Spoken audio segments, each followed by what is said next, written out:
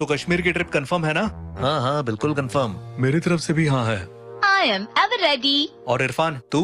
Sorry यार, मैं नहीं आ पाऊंगा। मेरी तबीयत ठीक नहीं है, घर वाले अलाउ भी नहीं कर रहे। अरे तू छोटा बच्चा है क्या जो अलाउ नहीं कर रहे? हम तेरे घर आ रहे हैं और अंकल आंटी से बात करेंगे। तुझे चलना है मतलब चलना है। अरे नहीं नहीं, मेरी बात तो सुनो। कॉन्फ्रेंस कॉल कट हो चुकी थी। आधे घंटे के अंदर वो चारों इरफान के घर पहुंच गए। आंटी बहुत मुश्किल से ये ट्रिप कंफर्म हुई है, प्लीज इरफान को जाने दीजिए ना। लेकिन बेटा इसकी तबीयत बहुत नासाज है और ऐसे ही नासाज तबीयत में बाहर निकलना सही नहीं रहता। कोई बुरी शय काबू में ले सकती है। कौन बुरी शय? जिन्नात। जिन्नात क्या? जिन। जिन का नाम सुनते ही सब हंसने लगे, लेकिन इरफान की माँ ने बहुत ही संजीदा अंदाज में कहा, तुम लोग शायद नहीं मानते होगे, लेकिन हम मानते हैं कि जिन होते हैं और वो बहुत कुछ कर सकते हैं। आप बेफिक्र रहिए आंटी, आपके इरफान को कुछ नहीं होगा, हमारी जिम्मेदारी है।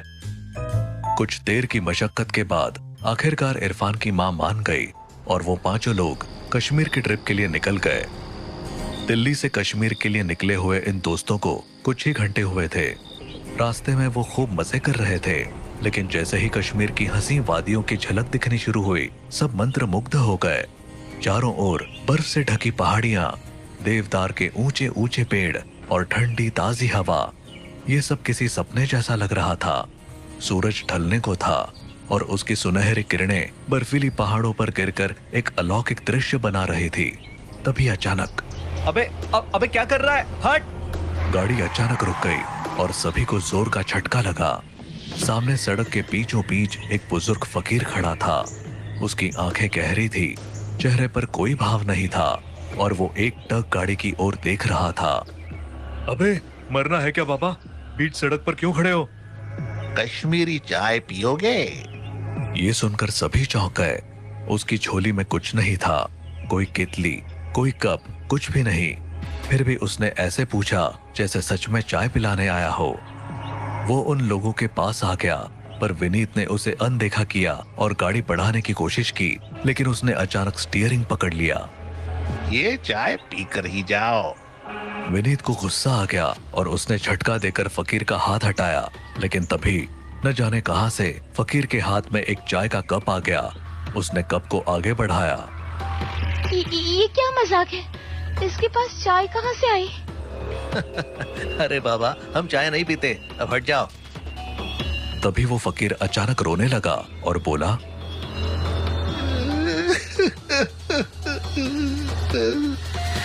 मैं कोई फकीर नहीं हूँ, मैं बस चाय बेचता हूँ, लेकिन कोई पीता नहीं है, कोई मुझसे कुछ नहीं लेता। उसका रोना अजीब था, जैसे किसी गहरे दर्द से निकली आवाज हो। इरफान को उस पर दया आ गई। उसने जेब से पैसे निकाले और चाय खरीद ली। जैसे ही उसने पहला घूंट लिया, फकीर मुस्कुराया, एक अजीब सी मुस्कान, और फिर अगले ही पल वो गायब हो गया। इरफान ने इधर उधर देखा, लेकिन वो कहीं नहीं था। कहाँ गया वो? ये तो अभी यही था। अबे तूने क्या पी लिया? इरफान ने झटके से चाय का कप नीचे गिरा दिया। फिर विनीत ने माहौल हल्का करने के लिए मजाक उड़ाना शुरू कर दिया। अबे इरफान, तू ऐसे ही किसी से भी कुछ भी लेकर पी लेता है क्या? तेरा बचपन में किडनैपिंग कैसे नहीं हुआ? सीरियसली? सबने हंसी मजाक किया और फिर गाड़ी आगे बढ़ा दी। आखिरकार वो होटल पहुंच गए और चेक इन किया। विनीत और इरफान एक कमरे में ठहरे, सुमित और गौरव एक में और प्रिया अकेले। सब सफर से बहुत थक चुके थे, इसलिए जैसे ही बेड पर गिरे नींद आ गई। रात के करीब 2 बजे विनीत की अचानक आंख खुली। उसे एक अजीब सी आवाज सुनाई दी, जैसे कोई उल्टी कर रहा हो। उसने देखा कि इरफान बाथरूम में था और बुरी तरह उल्टी कर रहा था। इरफान, तू ठीक है ना? जवाब नहीं आया। विनीत घबरा कर पास गया और उसने देखा इरफान खून की उल्टी कर रहा था।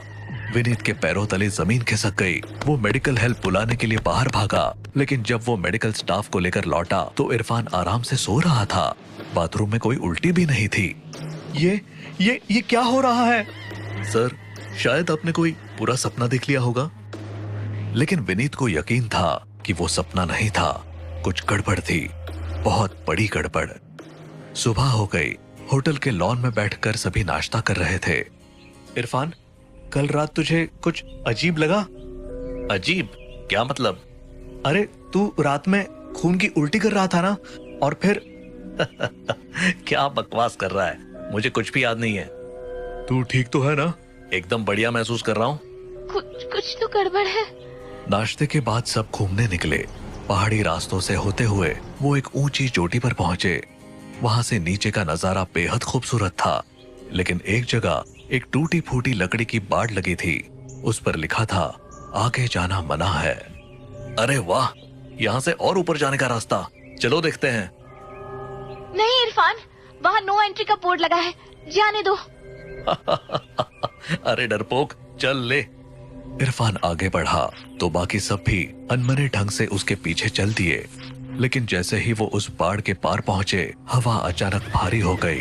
पेड़ों के पत्ते जोर से सरसराने लगे। यहाँ कुछ अजीब नहीं लग रहा? मुझे बहुत डर लग रहा है, वापस चलते हैं। सुनो, ये कैसी आवाजें आ रही हैं? चारों ओर सन्नाटा था, लेकिन कहीं से धीमी धीमी फुसफुसाहटें आ रही थी, जैसे कोई बहुत सारे लोग धीमी आवाज में कुछ बोल रहे हों। अचानक हवा और तेज हो गई। पेड़ों की शाखाएं जोर जोर से हिलने लगी। फिर एक चीख गूंजी, एक भयानक खून जमा देने वाली चीख। सबके कदम ठिठक गए। सामने एक छायादार आकृति थी, पूरी तरह काली, मगर उसकी आंखें जलती हुई लाल थी। सब दौड़ पड़े। उनकी सांसें तेज हो गई, दिल जोर जोर से धड़कने लगा।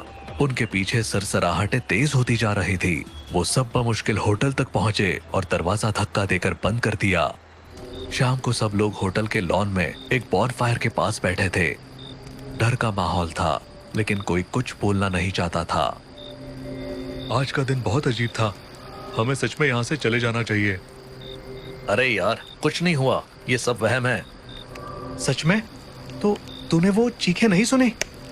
मुझे कुछ ठीक नहीं लग रहा। तभी सुमित उठकर अंदर चला गया। कुछ देर बाद अंदर से उसकी आवाज आई, इरफान, इधर आ जरा।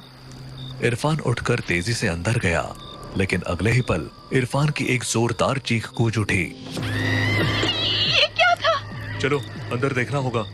सब भागकर अंदर पहुंचे और जो देखा उससे उनकी रूह कांप गई। सुमित छत से झूल रहा था। उसने फांसी लगा ली थी।